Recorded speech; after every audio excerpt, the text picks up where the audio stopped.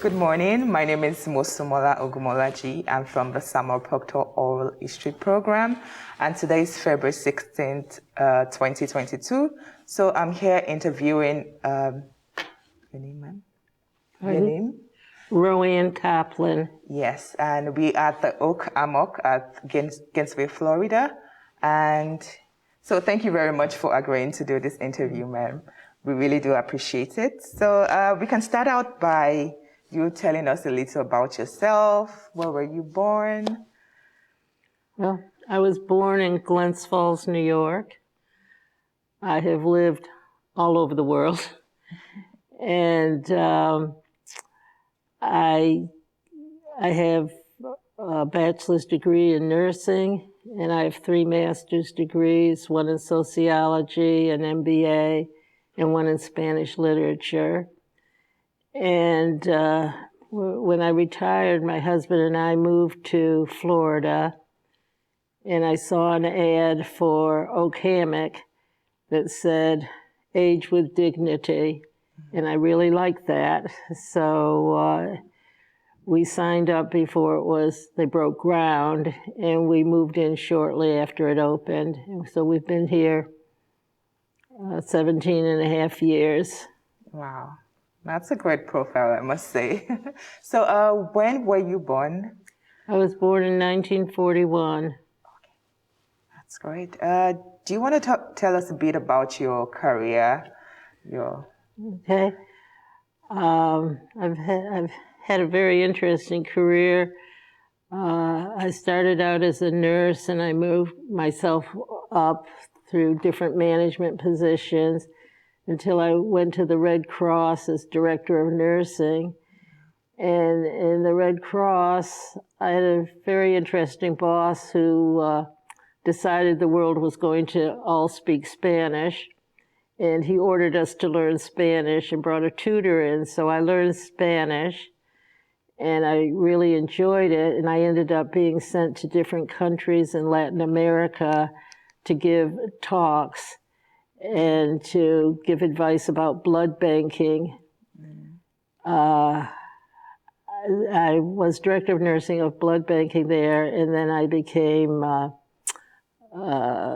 manager of various areas, disasters, military families, so many things, translation. By then, we had a lot of blood donors who only spoke Spanish, so we had to translate a lot of materials for them. And then when I retired, we moved to Florida, and that's how I ended up here. You mentioned you've been to some countries in Latin America. Yes. Can you mention some of these countries? Cuba, Venezuela, Colombia, well, of course, I've been to almost all of them through our travels. We did a lot of cruising, but as far as giving lectures and working, Puerto Rico, I've been to quite a few. I learned that each one had a separate Spanish language. They were not the same. Wow. That's pretty cool. Yes. So what would you consider to be the greatest lesson you learned while working with the American Red Cross? Well, I got very involved in developing policies and procedures. So I did it in many areas. I did it in tissue banking and blood banking and pheresis. And I've even carried it over here where I'm helping in skilled nursing with their policies and procedures. That's one thing I like about Okamoc. They like to tap resident talent, and it makes retirement here much more interesting. And I keep learning. Yeah, that's the key. Always keep learning. In what year did you move to Gainesville, Florida? Gainesville in 1903, because we sold our house, but we couldn't move into Okamoc until 19. It was 2003 that we moved to Gainesville, but we couldn't move into Okamoc until 2004 when our apartment was ready for move-in. So we rented an apartment while we waited. So the major reason why you moved to Gainesville was because of the Okamoc. Exactly. That's great. So you were one of like the founding residents or the initial residents of Okamoc. I was also the first president of the residents organization, so I got to sit on the board, and before it was even completed, starting in 2003. So I was really in on the ground floor. Yeah.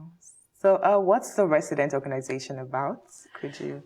Well, it's required by law that the residents have an organization that meets regularly. And it has several committees, such as Finance Committee, Health and Well-Being Committee, Building and Grounds Committee, an Activities Committee, a Technology Committee, a Communications and Marketing Committee. I've probably left off a couple. And I've been involved in most of them. And what's interesting about these committees is that management listens to us, the board listens to us. For example, a group of residents with a lot of expertise knew a lot about solar panels, and as a result, they ran a project that resulted in Okamoc going solar. And they did all the legwork and were very successful at it. Yeah, that's pretty interesting to know that, you know, Okamoc is also tapping into the knowledge of, you know, the residents. Right. And the residents, they feel very useful and needed. It's a win-win situation for everyone. Yeah, so it's more like a mutual relationship between, you know, residents and the Okamoc. Oh, that's great to know. So how does the Okamoc relate to the Gainesville community? Do you have an idea how does? Well, I know that the residents at Okamoc have donated a lot of money to worthy causes in Gainesville. For example, when they built the cancer hospital, we had a breakfast here and we all donated money toward it. Our names are in the lobby there. They contribute to the Phillips Center, to the museums, to an Education for Children program. The members here are very philanthropic. Oh, that's good to know that, you know, residents are also part of, you know, other institutions within Gainesville. Yeah, and they're they do a lot of volunteer work too. So I know the Needlers, that's the sewing group. They sew quilts that they give to people in skilled nursing. They've sold. They've knitted caps that they give to preemies. There's a lot of volunteer activities. Oh, are you personally involved in any volunteer? I have been from time to time.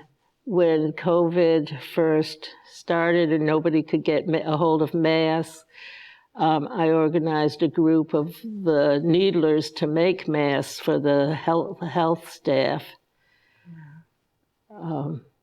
And of course, I volunteer on committees. Yeah, that's a great initiative with COVID and everything. Right. Yeah, that's great. Almost everybody volunteers with something. That's great. It's good to know that, you know, the community is actually a vibrant community. Oh, yes. Yeah. So I was going to ask you, you mentioned earlier on that you were part of the, the board of directors, even Right. before moving into the Okamoc community.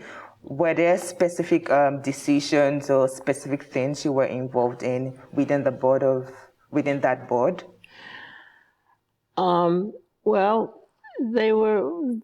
the reason I was there is that the law requires participation.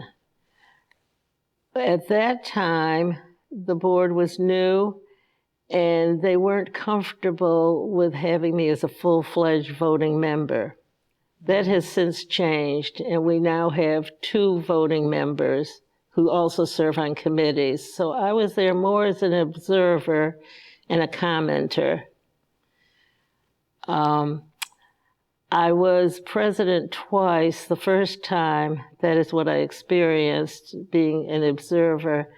The second time, I worked with the board to allow members to be permanent active members of the board, and the next person after me did become a voting member. And since then, they increased it from 1 to 2 members. Who is the current president of the resident organization? Martha Rader. Okay. All right. And she's done a wonderful job. Wow. Do you want to tell us a little bit about it? Well, not only did she become an active member of the board, she also was very active in management, in planning how to address the COVID problems. She was able to give very good advice and to get back to the residents, and it made for a very smooth transition in the many changes we had to make. She was formerly a physical therapist, so she has health background, and she's just done an excellent job. Yeah, that's great to know. You mentioned you were president of the resident organization for 2 terms. Right. Yes. Can you recall the year specifically? Well, from 2003 until 2005. And they asked me to run again, and I said I didn't want to set a precedent. So I stepped down, and we elected someone else, and I became chair of the housekeeping committee. Oh, okay. I said I'd take whatever they wanted me to. And then I think it was 2012, I did another 2-year term as president. Before that, I was a member of the Gold Seal panel. That's a governor's panel for Florida that goes in and inspects skilled nursing facilities. And if they meet very stringent requirements, they get a gold seal. When I became president again, I had to drop out, but I was able to recommend another Hammock resident to replace me. I represented FLYCRA, which is the lobbying group that represents residents and CCRCs. That's great. Yeah, it was a wonderful experience. Wow. I learned a lot. So do you want to share some of the things you learned? I learned that, now these were skilled nursing, not all were CCRCs, that they're very different. They can be very good, but very different. Some were very religious-based. Some were very educational-based. Some were very health-based. It was a combination of everything.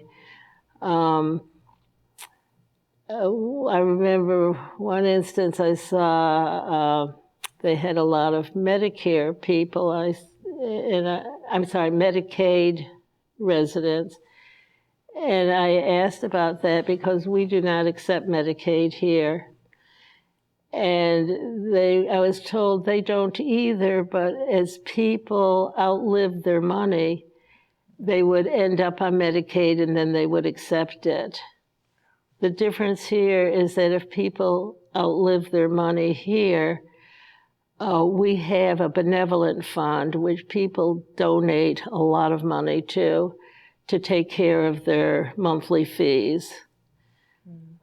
That doesn't mean you can just give your money away.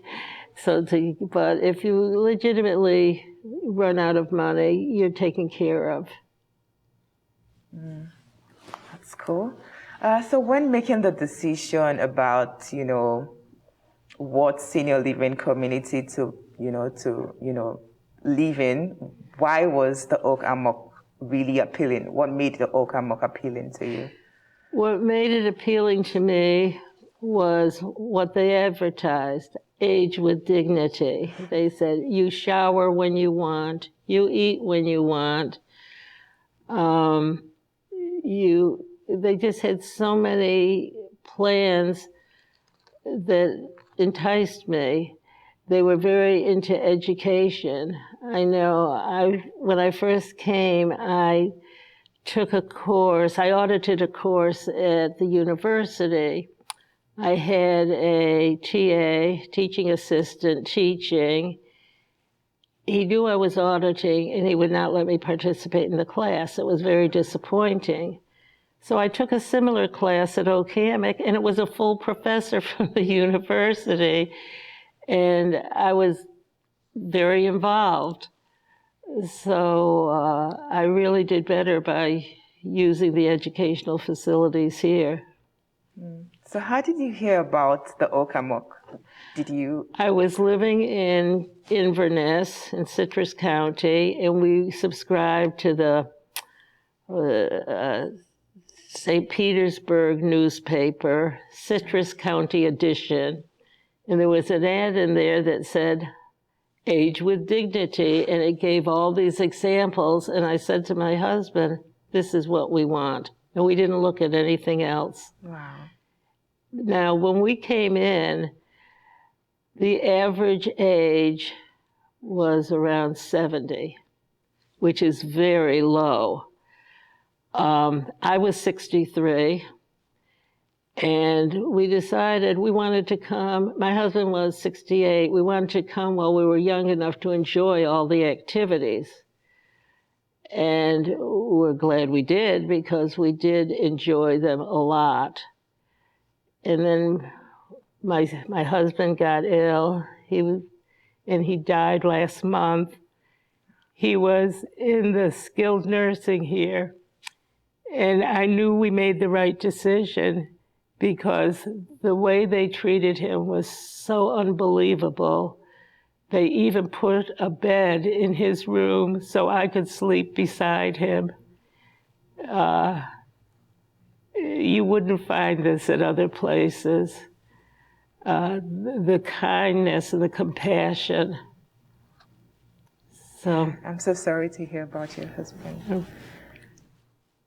But I just feel very blessed that I ended up here.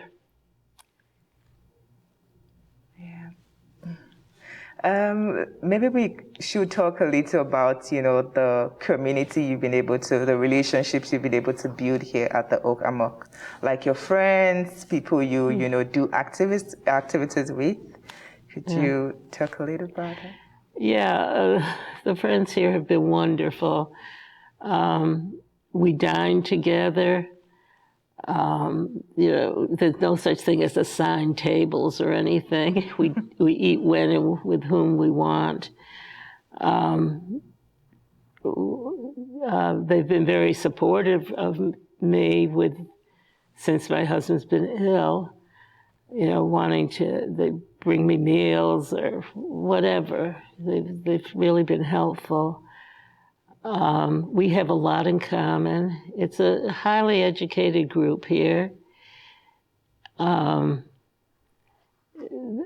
it's very stimulating because the people are in so many different fields. We travel a lot. So So where are some of the places you've traveled to? Could you tell me some of those places? Well, one of the Okamoc trips we took was to Mobile, Alabama, to see the Dead Sea Scrolls. This was some years ago, and that was a fascinating trip. And it was just Okamoc people, so it was kind of like a family get-together. They do a lot of cruises, though they haven't lately due to COVID. A lot of day trips, going to restaurants. There's just so much that they do. One thing that was really beneficial to us was the transportation provided to medical appointments. And I fell and broke my arm, my shoulder, so I couldn't drive for a while. And they were there for me. And they take people to grocery stores, to whatever. My eyeglasses broke when I fell. They took me to the eye doctor, to the optician to get the frame fixed. It's just been, it's stress-free. They take away a lot of stress. I have a feeling that people here live very long. We have a huge number of people in the 90s and a number of people over 100. And my theory is that it's because of the lack of stress. There's always someone to turn to, someone there to help you out. Your light bulb burns out, you call maintenance, they're up maybe within an hour to change your light bulb. You just don't have to worry about those things. So how helpful do you think the partnership between the Okamoc and the University of Florida is? Oh, it's very close. They provide our doctors, our nurse practitioners, our fitness center employees. They send their professors here to teach us classes. Santa Fe does also. And some of the residents also teach classes. They do, we get involved in a lot of their research projects. I've been involved in many research projects. And there's just so many things. People have used their ovens there for ceramics. We have a committee that's very involved in university and community and Okamoc relationships. And it's just worked out very well. Oh, they provide the audiology services. They even provide, you can get your lab tests done here. So there's just so much. Yeah, so I think... Some CCRCs are affiliated with universities in name only. That's not true at Okamoc. That's cool. I also heard during sports season too as well, they get to, take some of the residents to, watch football at stadiums. Oh, absolutely. Have you seen any of the games? Yes. Oh. I've gone on the bus to a football game. That's very common. And things are pretty orange and blue over here. Yeah, we have a Gator lounge. Yeah. And we have a lot of alumni from the university here. And when I first came, I was worried that there would be a clique of university-affiliated people because we were not, and that didn't happen. They wanted to meet new people. But there's a lot of loyalty to the university and a lot of monetary donations to the university. Yeah, that's cool. So what do you think are some of the biggest changes to the Okamoc since it opened? Oh, well, we expanded our skilled nursing and assisted living facilities. Making voting members of the board was a big thing. The solar energy was big. It just keeps expanding. There's just so many things. It's always a surprise. Right now we have a fairly new CEO, and he's got a lot of ideas for adding services.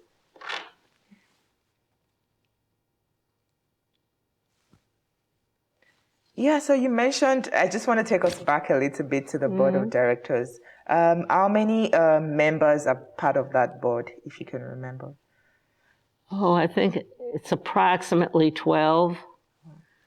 Yeah, and the bylaws state who they are. So many are appointed by the president of the university. So many are from the town. So many are from Okamoc. So many are alumni. I don't remember the exact numbers, but it's a broad base, and the board has some very talented people on it. And they're always looking to find benefits for the members here. Do you recall, like, some of the names of, like, the members of the board? Judy Russell is the president. They keep changing. Donna Brown was the president. She just stepped off. Cynthia Toth, she's a member, and one of the things she does, she works at Okamoc. Whenever an Okamoc resident ends up at Shands, she goes and visits them and sees if they have any needs. She's very helpful. In fact, being at Okamoc gives us extra privileges at Shands. If a private room is available, we're transferred to a private room. And if you need to make an appointment with a doctor, you can get in quicker. We have a special phone number to call make appointments. Some doctors you have to wait for months, so we're very fortunate there. Yeah. So I think, like, from what you said, like, the ease of, getting medical help, like, just when you need it is actually, like, one of the benefits of, staying at the Well, one of the greatest benefits is that it comes time for vaccinations. They arrange for the public health department to come here and give them to us. So when COVID came, we just signed up for appointments in this room, and we came through and got our injections. And we can get tested if we have any symptoms. So much is available to us. So we've talked about so many benefits of living here. So what would you consider, like, some of the challenges or some of the things you think can be improved on at the Okamoc? Well, I can think of some things, but they're already in the process of improving them. For example, the meals are made from scratch in independent living, and they're partially sent over, partially made from scratch in the health pavilion. Well, they're going to build a separate kitchen over there so that all their meals will be made from scratch too. That will be a big improvement. Yeah. Thank you. So you talked about the fact that, most of the residents actually used the experience they gained from their careers to, contribute to the Okamoc. So personally, you talked about the fact that, you've been a nurse and you've kind of used your experience at the Okamoc. Can you expatiate on that a little bit? Well, I use my experience I write handbooks. And of course, I write them in cooperation with the director of nursing, the director of the health pavilion, the CEO. I put them together, I get their comments, and then their approvals, and they're done. I also help with policies and procedures. I'm in the process of helping with skilled nursing policies and procedures, and of course I'm working closely with the director of nursing, and she, of course, has the final say. But I'm trying to take as much off her plate as I can because I know how busy they are and how demanding her job is. That's great. That's wonderful, I must say. So I know you've stayed in the Okamoc since 2004. So how does the Okamoc compare to other retirement communities that you've heard about?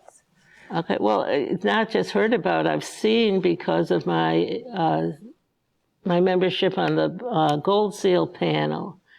Well, our food is excellent. In some places, there's very little choice. I mean, some places are very good, but I think that we're close to exceptional. And of course, there's always changes, and people are generally pleased. Some people complain they want smaller portions. And of course, in the health pavilion, they give you small portions, but you can have as many as you want. Things have improved. I'm trying to think. We have a shortage of classrooms. We definitely need more classrooms. There's a shortage of space for administrative offices, and sometimes they take away space from the members' activities, and that's a problem, but I expect it to be resolved. Overall, I don't have many complaints. I've got a lot of gratitude. I love my apartment. I really don't. I think it's wonderful we have a garage to park in, especially in Florida. Oh. But I don't see too much need for improvement. So what's your favorite thing to do at the Okamoc? My favorite thing? Well, I enjoy eating with friends in the dining room. I enjoy the meetings, the committee meetings, because I learn so much. And management is very open. There's really no real secrets. I enjoy the classes. In fact, I taught Spanish for quite a while. And then when I found out that one of my students was much more proficient than I was, we traded places. And I now help organize the class, but I'm no longer teaching. Yeah, that should be under the ILR, right? The ILR, Institute. that was under the ILR. Okay. Could you tell us a little bit about it, like the Institute for Learning and Retirement? Yes, it's open not only to Okamoc people, but to everyone in the community who's 55 or above. Because Okamoc provides the refreshments, we do not have to pay the registration fee. I think it's $20, but people in the community do. And you pay $10 for one course, $20 for two, $30 for all you want. You can take them all. Right now, some of the classes are on Zoom. Most of them are hybrid. so they would meet in one of the classrooms plus Zoom, because right now we're not allowing outside Okamoc people to come in for the classes, though I think that's about to change, because I just saw a notice that visitors were allowed in all areas except the dining rooms and the lounge. So that could have changed. The courses are usually 6 weeks long. There's 4 sessions a year. There's also free courses. We have several that just everybody's invited to.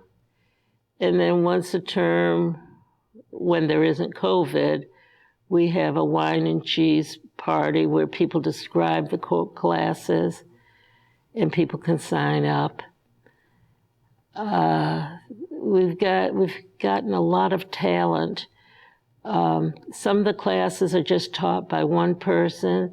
Some of the classes you have a different speaker each time. There's a wide variety of class format. What are some of the classes available? Okay, well, of course, the Spanish. They also teach German. They have history classes. They have courses on science, astronomy, courses on local things. They have a course coming up on the Nobel Prize winners. It just goes on and on. They have a mini medical school where researchers from the university talk about the research they're doing and what's the latest in different fields of medicine. And we have a lot of physicians here who are very interested, as long as a lot of patients and others. And so it's at a high level. It's not, it's something that educated people would understand without getting bored. And if you want a particular class, you can ask for it and you just might get it, on a particular subject. But they've covered subjects like art, music. They have an opera group that meets every week, I think almost throughout the year. 6 weeks is typical, but some meet all year long. They have discussion groups about current events. There's a lot. So I know you've mentioned, the impact of COVID on, how the Okamoc and the activities of the Okamoc has actually changed. Is there any other thing you think has changed as a result of, the pandemic? Well, more people are eating at home. They're getting takeout or delivery. People are the dining room just opened Wednesday, last Wednesday, so it's been open for 1 week. And people are just starting to come down, but nothing like it was before. And I don't know whether it's because they're still afraid or they got too comfortable eating at home. I hope that's not the reason, because the socialization at mealtime I think it's very important. Yeah, that's a good time, to see other people and talk to other people. Especially for single people. That's true. So generally, do you have any advice for young people about, retirement? Well, my advice is start saving for your retirement now. Pay yourself first, because when the time comes, it will cost something, and it will be worth it. Yeah. Things change so rapidly in the field.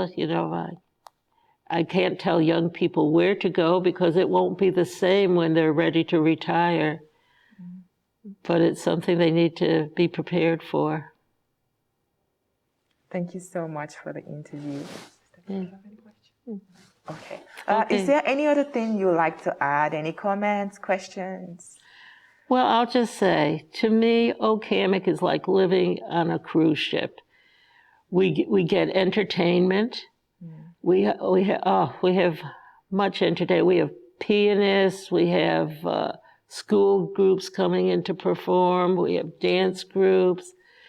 We don't have to wash the dishes if we don't want to. We have housekeeping service. We have excursions. We have our trips, overnight or day trips. So I always compare this to living on a cruise ship. Yeah, and I agree with you. Yeah. Okay. So thank you very much. We've come to the end of the interview. Very good. It was very nice meeting you. You too. Thank you. You're welcome. That was great. I enjoyed talking about you.